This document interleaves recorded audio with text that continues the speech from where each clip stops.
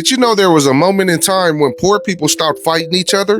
And the system immediately changed the rules? 1676 Virginia colony. At the bottom of society, you have poor whites and blacks working the same land, dealing with the same pressure, living under the same system that kept them both at the bottom. Low resources, hard labor, no real power, and for a moment, instead of blaming each other, they recognized the real situation and they linked up. That's the part that makes people uncomfortable because history doesn't usually highlight moments where different groups move together like that. They don't sit on that part, they skip past it. But it happened. Led by Nathaniel Bacon, this wasn't just complaints, this turned into action. They pushed back against colonial government and burned Jamestown. Yeah, the capital. Because that's how serious it got. Different groups, same struggle, same target. And for a second, that unity looked dangerous to the people in power. Because if that mindset spreads, the whole structure starts shaking. So when the rebellion got crushed, they didn't just rebuild the city, they rebuilt the strategy. Instead of allowing that kind of unity to happen again, they started drawing lines on purpose. Laws began to change over time and certain privileges were extended to poor Europeans, and not to make them powerful, but to separate them, to create distance, to make sure those two groups would never stand side by side like that again. Meanwhile, blacks were pushed deeper into permanent systems of control. Harsher conditions, stricter rules, less mobility. That wasn't random, that was calculated. Because what scared the system wasn't just the rebellion, it was the unity behind it. So instead of fixing the imbalances at the top, they managed the people at the bottom. And if you really look at patterns, you can still see echoes of the same strategy today.